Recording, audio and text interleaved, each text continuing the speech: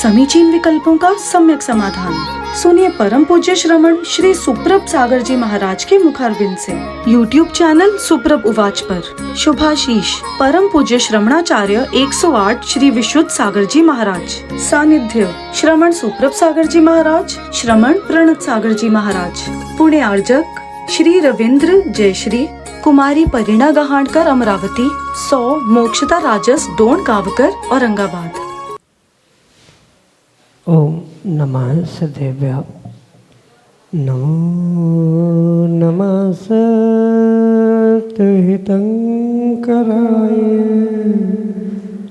वीराय भव्याजवास्कराय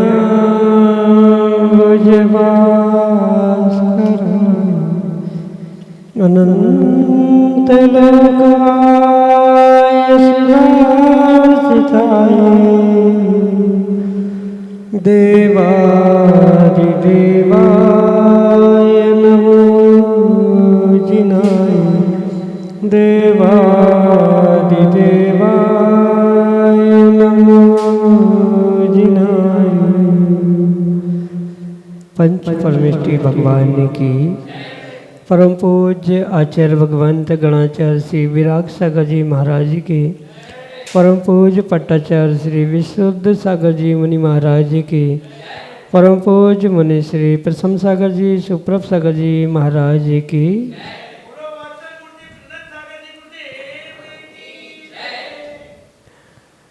समीचीन विकल्पों का सम्यक समाधान, सम्यक ज्ञान की वह अनूठी विधा जिसके माध्यम से हम सभी अपने मन में उठते अनेकानेक समीचीन विकल्पों का सम्यक रूप से समाधान प्राप्त करके अपने मन को निर्विकल्पता की ओर ले जाने का पुरुषार्थ करते हैं। परम पूज्य आचार्य भगवंत गुरुवर विशुद्ध सागर जी महाराज के मंगल सभा शिष्य परम पूज्य मुनि श्री सुप्रभ सागर जी महाराज द्वारा प्रदत्त आत्मकल्याण की अनूठी विधा। आप भी जुड़ें और अपना समीचीन विकल्प भेजते हुए मुनि श्री से उसका सम्यक समाधान प्राप्त करें। प्रारंभ करते हैं आज का सम्यक समाधान। और आज के पहले विकल्प के लिए पंडित संजय सरस चिचौली बैतूल मध्य प्रदेश से महाराज श्री के चरणों में बारंबार नमोस्तु निवेदित करते हुए अपना समीचीन प्रश्न करें कि महाराज श्री पूर्व कर्म के उदय से नए कर्मों का आश्रय होता है, फिर कर्म की श्रृंखला का तोड़ने का सरल उपाय क्या है। हमारे समीचीन विकल्प का सम्यक समाधान करते हुए मार्गदर्शन करने की कृपा करें। नमोस्तु नमोस्तु। ओम नमः सिद्धम। परम पूज्य आचार्य भगवान गुरुवर विशुद्ध सागर जी महाराज की, परम पूज्य श्रमण मुनि प्रशम सागर जी महाराज की।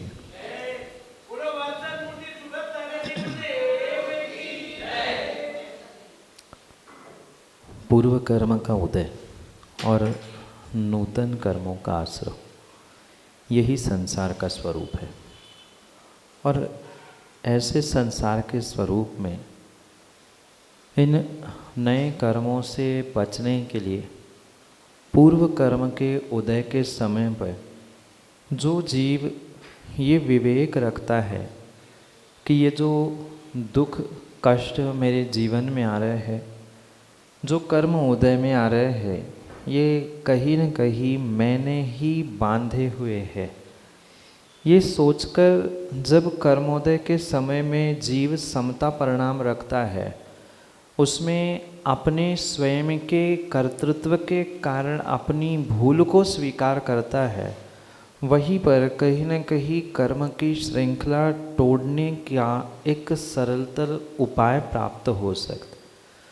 मतलब ये अनादि से जो चक्र चल रहा है, कर्म बंध कर्म उदय पुनः आश्रय पुनः बंध पुनः उदय, ये श्रृंखला तोड़ने के लिए एकमात्र साधन है जिसका नाम है उन उदय में आए हुए कर्मों को समता परिणामों के साथ सहन करना।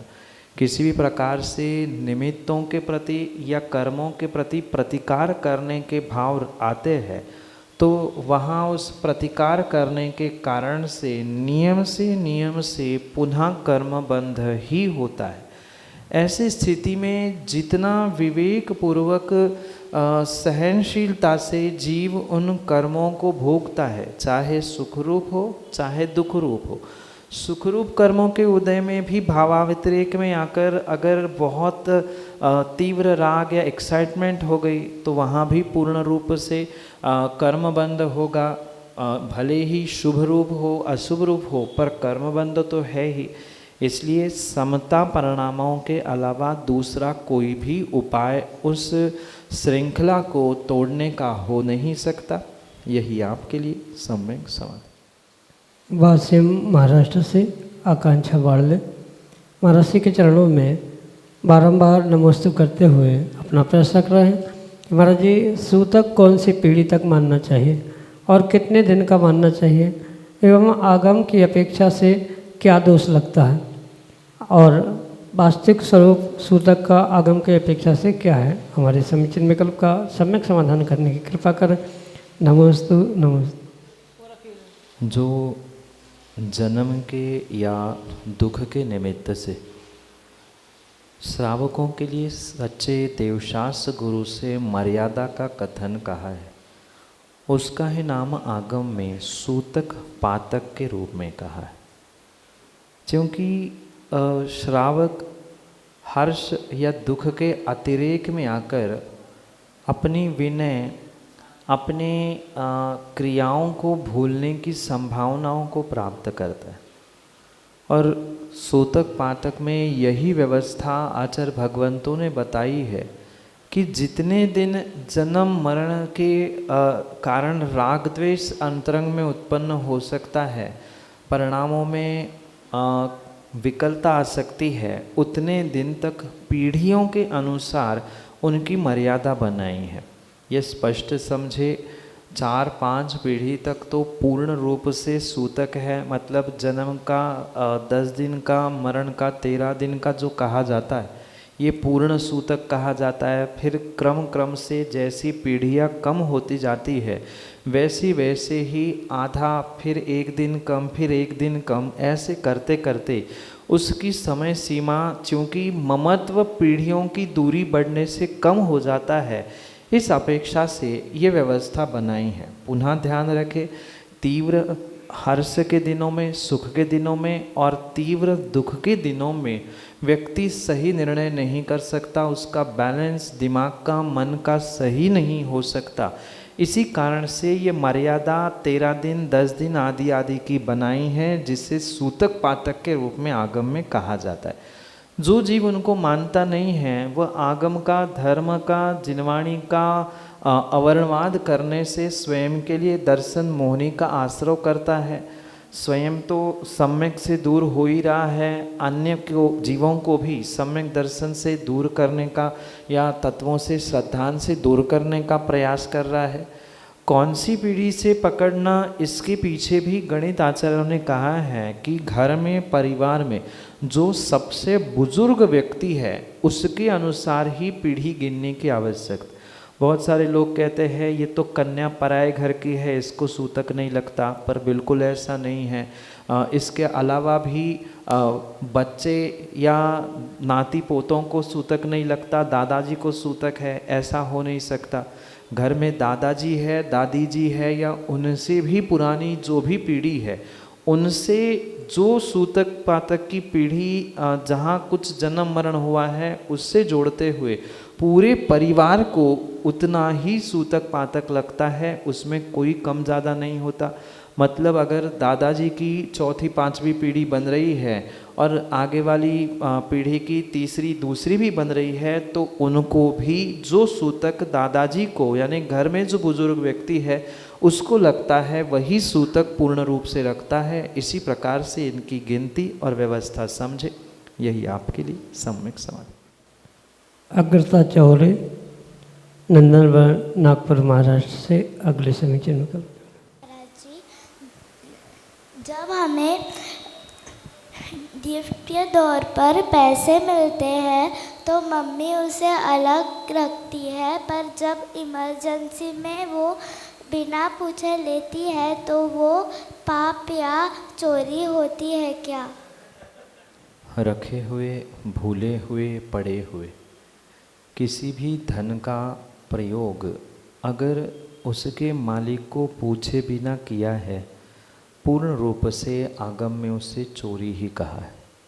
सिचुएशन कोई भी क्यों ना हो, पर वास्तविकता यही है कि जो पैसे रखे हैं, क्योंकि वह आपके हैं और आपको बिना पूछे बिना बताए अगर उसका प्रयोग कितनी ही इमरजेंसी क्यों ना हो उसके लिए किया है, तो दोष तो लगेगा।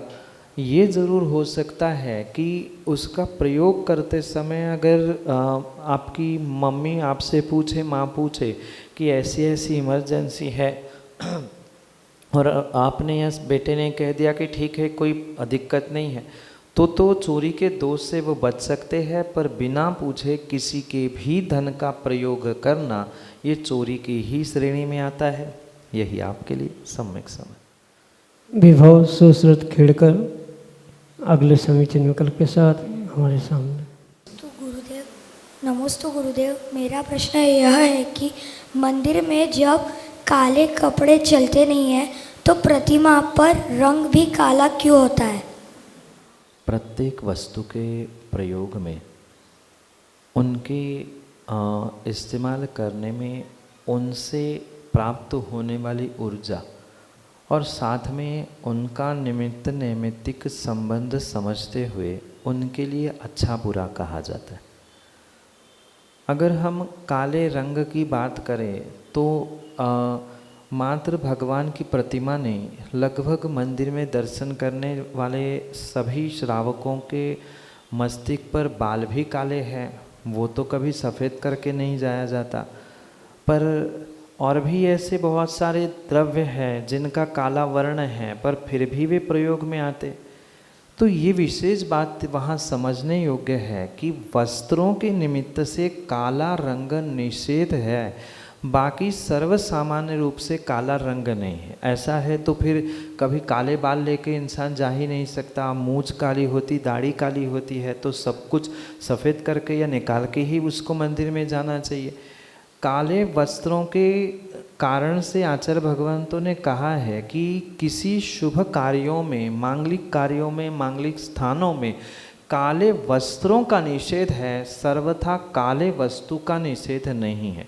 कई स्थानों पर आपने देखा कमलगट्टा चढ़ता है और भी ऐसे द्रव्य चढ़ते हैं जो रंग में काले भी हो सकते हैं, पर वहाँ कपड़ों की अपेक्षा से ये व्यवस्था इसलिए कही है कि ये एक निमित्त नैमित्तिक संबंध, जिसे शकुन अपशकुन के रूप में भी आप कह सकते हैं।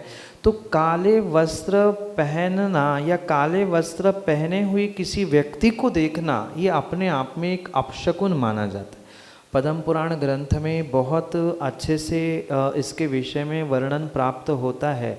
जब जब कुछ अशुभ घटनाएं होती हैं तब तब उनके जीवन में उन्होंने अपने आप को या अन्य किसी को काले वस्त्र पहने हुए, खुले बाल लेकर घूम रहे, ऐसे कई सारे स्वप्नों में देखा, तो उसका फल उनके लिए अशुभ प्राप्त हो। तो ये शकुन अपशकुन की अपेक्षा ले काले वस्त्रों का निषेध है, सर्वथा काले रंग का नहीं। ऐसा अगर मानेंगे तो पंच परमेष्ठी के जो रंग है, आज भले ही पंच परमेष्ठी के रंगों में, ध्वजाओं में, पंचरंगी ध्वजाओं में नीचे नीला रंग दिखाया जाता है, पर मूल रंग वह काला है। साधु परमेष्ठी का वर्ण ध्यान करने के लिए काला कहा जाता है, पर काला रंग ही निषेध रूप नहीं है, काले वस्त्रों का निषेध वहाँ पर किया जाता है, क्योंकि काले वस्त्र पहनने से आपके भाव, आपकी ऊर्जा वहाँ पहुँचकर नेगेटिव भी हो सकती है। साथ में वहाँ पहुँचने पर मंदिर में आपके काले वस्त्र देखकर किसी दूसरों को भी अपशकुन, स्वयं ने पहने हैं स्वयं को भी अपशकुन आदि रूप में होता है। इसलिए मात्र काले वस्त्रों का निषेध है, काले सभी वस्तुओं का निषेध नहीं है। और विशेष करके जब भगवान की बात आती है, भगवान को तो हमने स्थापना निक्षेप से भगवान बना लिया। पत्थर था पर उसी पत्थर को भगवान का आकार दे दिया, भगवान का आकार देके उसे सूर्य मंत्र संस्कारों के माध्यम से भगवान भी बना दिया, उसे पूजने भी लग गए हैं। इसलिए भगवान पूज्य होने के कारण से उनमें काले रंग का विशेष प्रभाव नहीं होता, पर आप जैसे श्रावक सामान्य है उनसे प्रभावित बहुत जल्दी हो सकते हैं। इसलिए काले वस्त्र मंदिर में पहनकर जाने का निषेध है, सर्वथा भी निषेध नहीं है। कुछ विशेष मंत्रों की आराधना कुछ विशेष समय आदि पे की जाती है तो उसके लिए काले वस्त्र आदि की भी व्यवस्था कही है, पर मांगलिक कार्य मांगलिक स्थानों में सर्वसामान्य रूप से काले वस्त्र काली वस्तुओं को अपशकुन के रूप में स्वीकार किया, इसलिए उनका प्रयोग मंदिरों में नहीं किया जाता। यही आपके लिए सम्यक समझ। अनुश्री खेड़कर, नंदनवन, नागपुर, महाराष्ट्र से अगले समीचीन विकल्प। नमोस्तु नमोस्तु। हम पाठशाला तो जाते हैं पर क्यों जाते हैं? और बेटा, पाठशाला आपके भविष्य के जीवन को संस्कारित करने के लिए आवश्यक है। संस्कारित करने का मतलब जो आप लौकिक शिक्षा स्कूल आदि में ग्रहण कर रहे हैं उसके साथ साथ आपको अगर ये पता नहीं है आप जिस धर्म जिस कुल में जन्मे हो उसकी संस्कृति उसकी परंपरा उसके रीति रिवाज अगर पता नहीं है तो फिर किस बात के हम जैन हैं, ये बहुत बड़ी समस्या आपके जीवन में आ सकती। इसलिए पाठशाला के माध्यम से जो बच्चों को युवाओं को आने वाली पीढ़ी को संस्कारित करने का प्रयास किया जाता है। मतलब धर्म क्या है, धर्म की क्रियाएं क्या होती है, धर्म के सिद्धांत क्या है, देवशास्त्र गुरु कौन होते हैं, आप जैन क्यों कहलाते हैं, आदि बहुत सारी बातों को समझने के लिए पाठशाला में जाया जाता है। समस्या कई स्थानों पर ये भी देखने के लिए मिलती है, पाठशाला के नाम से इकट्ठा किया जाता है, बुलाया तो जाता है, पर वहाँ मात्र भजन पढ़ा दो, नृत्य गान पढ़ा दो, सांस्कृतिक कार्यक्रम करा दो, इतना ही उपक्रम किया जाता है। इतने का मात्र अर्थ पाठशाला नहीं है। पाठशाला वास्तव में जीवन को संस्कारित करते हुए जैन संस्कृति धर्म क्या है ये समझाने की आवश्यकता है। और ये आपको बचपन में समझने से ही या बचपन से ही समझ में आने से ही आप बुढ़ापे में या वृद्धावस्था में भी उसको फॉलो कर सकते हैं। आजकल ऐसे बहुत सारे बच्चे युवा और प्रौढ़ वृद्ध भी हैं जिनको जैनिज्म क्या है, मतलब जैन धर्म क्या है, उनकी क्रियाएं क्या है, देवशास्त्र गुरु क्या होते, उनका अभिषेक पूजन करने से क्या होता है, मुनिराजों को आहार देने से क्या होता है, ये बड़े बड़े 60, 70, 80 साल के बुजुर्गों को भी पता नहीं है। जिन्होंने ये बचपन में पढ़ा ही नहीं है वे आज कभी उसका उत्तर भी नहीं दे पाते। इसलिए आप पाठशालाओं में जाकर इनके विषय में समझें कि क्यों पढ़ाया जाता है, इसके पीछे मतलब प्रत्येक कार्य के पीछे काम क्या है। द्रव्य तो चढ़ा दिया पर यही द्रव्य क्यों चढ़ाया, आहार देने से क्या होता है, आदि सभी प्रश्नों का उत्तर स्वयं पाठशाला में जाकर गुरु जो पढ़ाने वाले टीचर्स हैं उनके मार्गदर्शन से प्राप्त करें और समय समय पे गुरु भगवंतों के समीप जाकर और इसका खुलासा करें, जिसके माध्यम से आपकी पाठशाला जीवन के उस उद्देश्य को, लक्ष्य को, मनुष्य पर्याय की उस लक्ष्य को और जैन संस्कृति को प्राप्त कराने के लिए निमित्त हो सकते हैं। यही आपके लिए सम्यक समझ। मृदुल आगरेकर, नंदनवन, नागपुर, महाराष्ट्र से अगले समीचीन विकल्प। के बच्चे अभिषेक कर सकते हैं क्या महाराज? और 5 साल के बच्चे आहार दे सकते हैं क्या? बच्चे 8 साल के होने तक किसी भी प्रकार से न वे अभिषेक कर सकते हैं न आहार दे सकते। ये बात तो अच्छी है, आप जैसे बच्चों को लगता है कि हम अभिषेक करें, मुनिराजों को आहार दे, पर कहीं न कहीं 8 वर्ष तक वह विवेक बाल्य अवस्था में प्राप्त नहीं होता कि अभिषेक क्यों किया जाता है।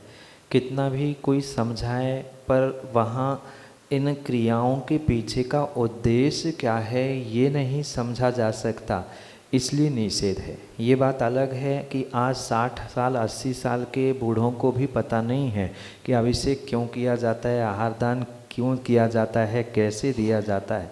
पर जो आगम की व्यवस्था है कि ये एक कच्ची उम्र कही जाती है, जिस समय पर उन्हें समझाने पर भी वह समझ नहीं पाना या उनको अभी देवशास्त्र गुरु क्या है, आप स्वयं क्या हो, क्यों इन क्रियाओं को किया जाता है, इसका बोध ना होने के कारण से 5 वर्ष यानी 8 साल के नीचे उनको अभिषेक या आहार दान आदि का निषेध किया जाता है। माना कि गर्भ से भी जोड़ दे तो 7.25 साढ़े 7 वर्ष के बाद ही इन क्रियाओं को करना उचित माना जाता है। इसके अलावा चूँकि अभी बाल्यावस्था है, उछल कूद करने की स्थिति अधिक होती है, बहुत एक्साइटमेंट वहाँ पर होती है, तो इस कारण से आहार देते समय मुनिराजों को विघ्न आने की भी संभावना है। अभिषेक करते समय भगवान की प्रतिमा आदि का अभिनय भी वहाँ होने की संभावना हो सकती है। इन सभी बातों को मद्देनज़र रखते हुए ये व्यवस्था बनाई है। आहार देना हो चाहे अभिषेक करना हो, वहाँ धोती पहनना कंपलसरी है। आज जैसे रेडीमेड धोतियाँ पहनी जाती है पायजामे जैसी, वैसी धोतियाँ नहीं, धोती स्वयं बांधकर पहनना, दुपट्टा ओढ़ना, कहीं स्पर्श ना हो। 5 वर्ष के 6 वर्ष के बच्चों को 16 का भी छूत अछूत का भी बोध होना इतना संभव नहीं हो पाता। धोती पहनना ये भी कहाँ तक संभव है, धोती तो फिर भी कोई दूसरा पहना दे, पर कहीं छुप रहा है, अशुद्धि हो रही है, ये उसे स्वयं नहीं पता चलता। कई बार तो 5-6 साल तक के वर्षों के बच्चों को लघु संका दीर्घ संका भी हो जाए तो पता नहीं चलता। तो अशुद्धि ना हो, देवशास्त्र गुरु का अभिनय ना हो, इस अपेक्षा से 7.5 वर्ष 8 वर्ष की उम्र तक अभिषेक और आहार आदि देने का निषेध आगम में किया है। यही आपके लिए सम्यक समझ। अद्वैत डोनगांवकर, नंदनवन, नागपुर, महाराष्ट्र से अगले समीचीन विकल्प।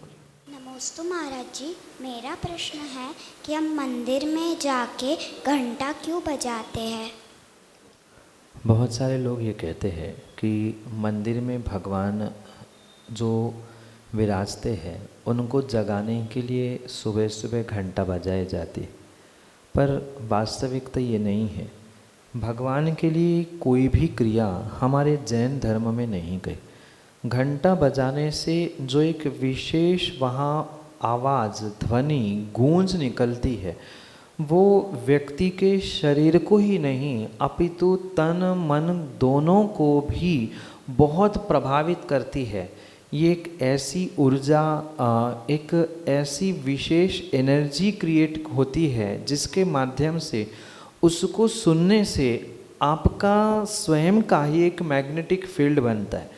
कभी आपने मंदिर में जाकर देखा होगा, घंटा बजाने के बाद कुछ क्षण आप उस घंटे के नीचे खड़े होकर देख लेना, क्योंकि आज तो बहुत सारे लोग गलतियां करते हैं। यहाँ घंटा बजाई, भगवान के दर्शन करके 2 मिनट में वापस भी पहुँच गए, पर कायदा यही है कि घंटा बजाने के बाद जब तक उसकी गूंज जो आती है वह सुनते हुए घंटे के नीचे ही खड़ा होना चाहिए। उससे जो आने वाली ऊर्जा है, उससे जो आने वाली एनर्जी है, वो आपको, आपके मन को, आपके विचारों को बहुत अच्छे से पॉजिटिव कर सकती है। क्योंकि सामान्य रूप से बनी हुई घंटा नहीं है, सप्त धातु एलॉय से, यानी अनेक प्रकार के उसके परसेंटेज तय है, उसका आकार भी व्यवस्थित है। आज सब व्यवस्थाएं बिगड़ गई है, घंटे का आकार घंटियों ने ले लिया है, साइज छोटा हो गया, सस्ते में मिल जाए ऐसे धातुओं से बनी हुई घंटाएं लगाई जाती है, उसका स्थान भी गलत जगह लगा है। पर इनका सभी हमारे आगम में साइंटिफिक वैतराग वैज्ञानिक दृष्टि से वर्णन किया है। उसका आवाज़ कैसे करना चाहिए, जब तक उसका नाद सुनाई दे रहा है, मतलब गूंज हल्की सी आ रही है, तब तक उसके नीचे ही खड़े होना और उससे प्राप्त होने वाली एनर्जी को अपने आप को चार्ज करना, ये उसके पीछे का मुख्य उद्देश्य है। घंटा का आवाज़ करते हुए, बजाते हुए भगवान को नहीं अपितु अपने आप को जगाने की आवश्यकता होती है कि अब तो जाग जाओ, हम मंदिर में पहुँचे। और मात्र मंदिर पहुँचते पे ही नहीं, लौटने के बाद भी यही स्थिति, घंटे का आवाज़ मतलब उसकी ध्वनि घंटा बजाने के बाद उसे ग्रहण करें और वैसे ही पीछे लौटते हुए मंदिर से बाहर निकले। यही आपके लिए सम्यक समाधान।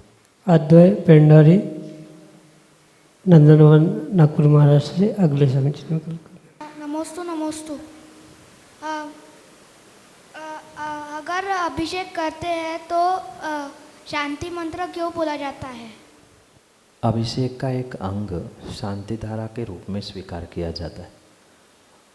अभिषेक के अनेक प्रकार कहे हैं। जैसे पूर्ण कलश अलग होता है, सर्वौषधि अभिषेक अलग होता है, ऐसे ही अभिषेक का एक अंग वर्तमान में शांति धारा के रूप में स्वीकार किया जाता है।